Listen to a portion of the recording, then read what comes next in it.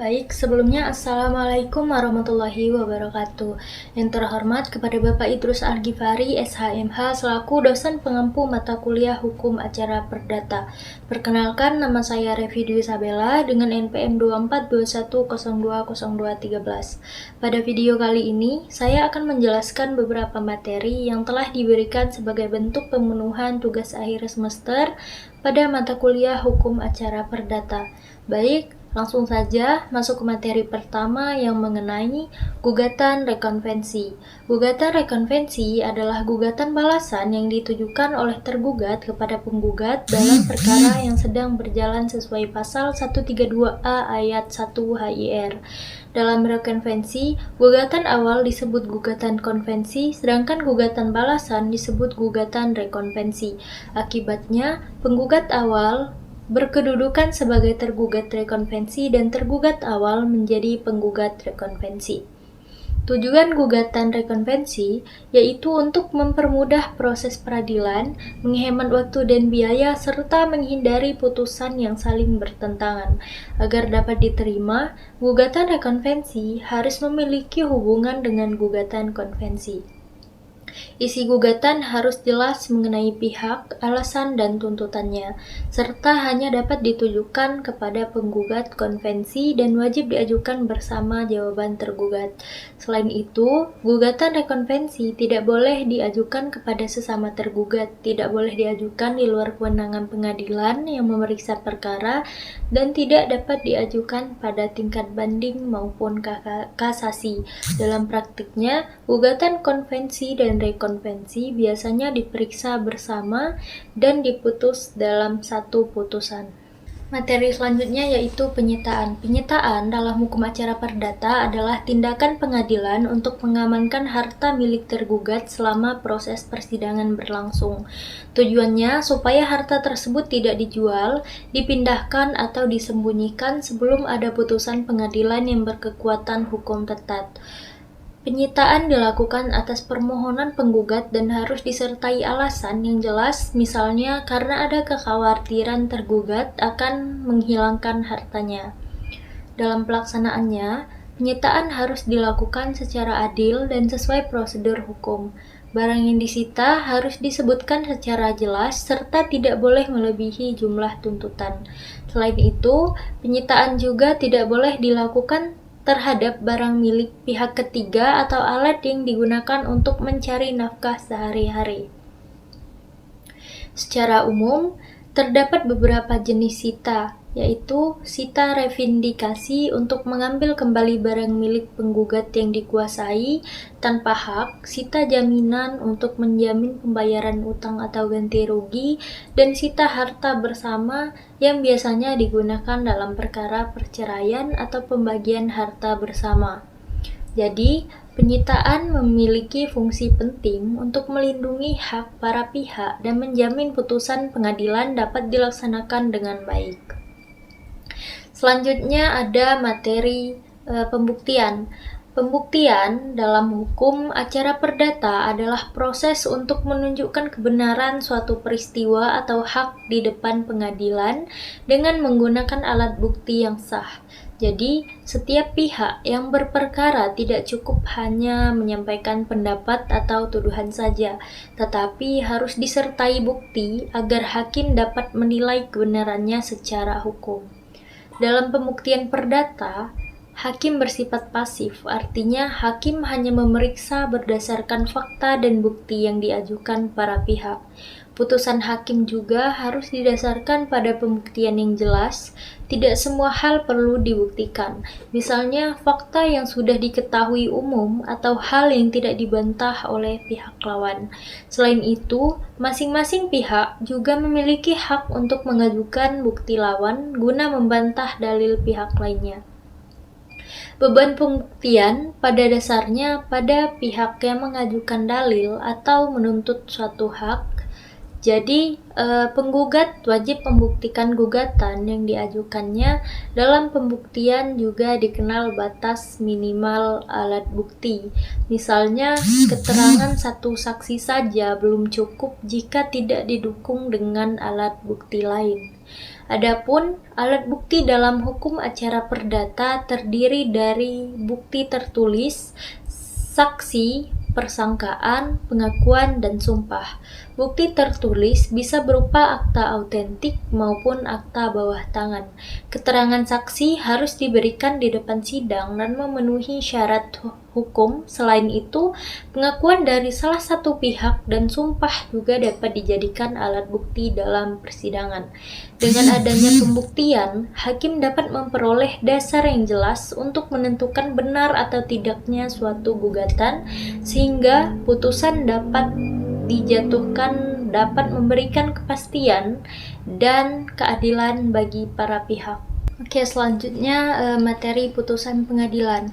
Putusan pengadilan merupakan tahap akhir dalam proses pemeriksaan perkara perdata setelah semua tahapan persidangan selesai, mulai dari gugatan, jawaban, pembuktian, hingga kesimpulan para pihak. Setelah itu, hakim melakukan musyawarah dan menjatuhkan putusan untuk menyelesaikan sengketa yang terjadi antara para pihak.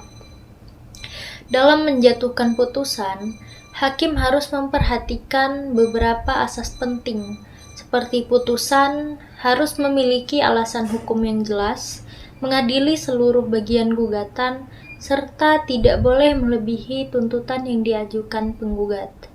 Selain itu, putusan wajib diucapkan dalam sidang terbuka untuk umum agar proses pengadilan berjalan transparan dan adil. Jika asas keterbukaan ini dilanggar, maka putusan dapat dianggap tidak sah. Isi putusan pengadilan biasanya memuat identitas para pihak, dalil gugatan, jawaban tergugat, hasil pembuktian, pertimbangan hukum hakim, hingga amar putusan. Amar putusan merupakan bagian inti yang berisi perintah atau penetapan hakim terhadap para pihak. Misalnya menghukum tergugat untuk membayar ganti rugi atau menyerahkan suatu barang. Dilihat dari berbagai segi, putusan pengadilan memiliki beberapa jenis. Dari segi kehadiran para pihak ada putusan gugur, perstek, dan kontradiktor. Putusan gugur terjadi jika penggugat tidak hadir di persidangan, sedangkan putusan perstek dijatuhkan apabila tergugat tidak hadir tanpa alasan yang sah. Sementara itu, putusan kontradiktor dijatuhkan ketika para pihak hadir dalam persidangan. Dari segi sifatnya, ada putusan kondemnator yang berisi penghukuman kepada salah satu pihak. Selain itu, dikenal juga putusan sela dan putusan akhir berdasarkan pada waktu penjatuhannya. Dalam keadaan tertentu, hakim juga dapat menjatuhkan putusan yang dapat dilaksanakan lebih dahulu walaupun belum berkekuatan hukum tetap. Putusan seperti ini biasanya diberikan apabila gugatan didukung alat bukti yang kuat seperti akta autentik atau putusan pengadilan yang sudah berkekuatan hukum tetap. Dengan adanya putusan pengadilan dan upaya hukum, diharapkan penyelesaian sengketa dapat memberikan kepastian, keadilan, dan perlindungan hukum bagi para pihak. Selanjutnya ada materi upaya hukum. Nah, upaya hukum ini adalah hak yang diberikan undang-undang kepada para pihak untuk melawan atau meminta pemeriksaan ulang terhadap putusan hakim yang dianggap kurang adil dan merugikan. Dalam hukum acara perdata, upaya hukum dibagi menjadi dua, yaitu upaya hukum biasa dan upaya hukum luar biasa. Upaya hukum biasa terdiri dari banding, kasasi, dan perzet. Sedangkan upaya hukum luar biasa ini terdiri dari peninjauan kembali dan perden perzet. Perbedaannya, upaya hukum biasa pada umumnya menunda pelaksanaan keputusan, sedangkan upaya hukum luar biasa itu tidak menunda eksekusi. Banding merupakan upaya hukum yang diajukan ke pengadilan tinggi terhadap keputusan pengadilan negeri karena salah satu pihak merasa tidak puas dengan putusan tersebut. Permohonan banding diajukan melalui pengadilan negeri yang memutus perkara dalam waktu 14 hari sejak putusan dibacakan atau diberitahukan. Dalam proses banding, pihak yang mengajukan dapat membuat memori banding, sedangkan lawannya dapat mengajukan kontra memori banding. Kasasi merupakan upaya hukum yang diajukan ke Mahkamah Agung terhadap putusan pengadilan tinggi. Kasasi ini dilakukan apabila terhadap kesalahan penerapan hukum atau hakim seperti salah menerapkan hukum, melampaui wewenang, atau tidak memenuhi syarat hukum yang berlaku. Permohonan kasasi juga harus diajukan dalam waktu 14 hari setelah putusan diberitahukan kepada pihak yang bersangkutan. Selain itu, terdapat upaya hukum luar biasa berupa peninjauan kembali atau PK. Peninjauan kembali diajukan terhadap putusan yang sudah berkekuatan hukum tetap apabila ditemukan alasan tertentu, seperti adanya bukti baru, tipu muslihat, putusan yang bertentangan, atau kekhilafan hakim.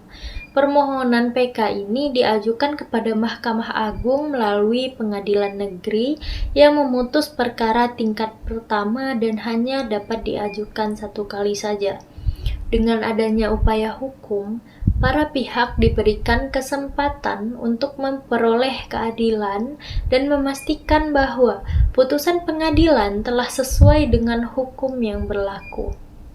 Baik, selanjutnya ada materi e-court dan e-litigation. E-court merupakan sistem pengadilan berbasis elektronik yang digunakan untuk pendaftaran perkara, pembayaran biaya perkara, pemanggilan para pihak, hingga persidangan secara online.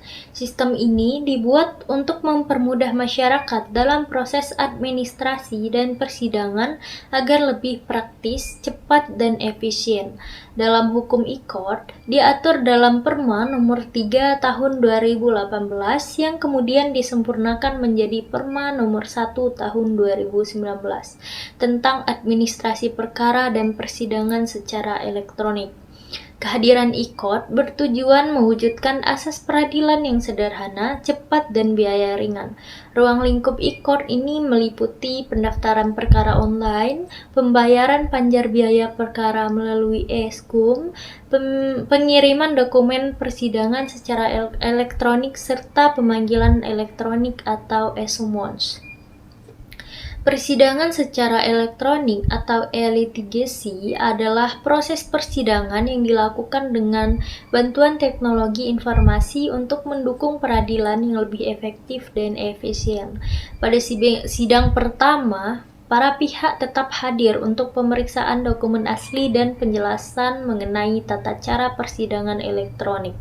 Dalam prosesnya, hakim juga dapat melakukan mediasi elektronik sesuai Perma nomor 3 tahun 2022 tentang mediasi di pengadilan secara elektronik dengan tetap memperhatikan prinsip sukarela, rahasia, efektif, aman, dan terjangkau. Tahapan mediasi elektronik meliputi persetujuan para pihak, pencatatan administrasi, penunjukan mediator, verifikasi identitas, penentuan aplikasi mediasi, pelaksanaan mediasi virtual, penyampaian resum perkara, penyampaian hasil mediasi, hingga penandatanganan kesepakatan perdamaian secara elektronik maupun manual.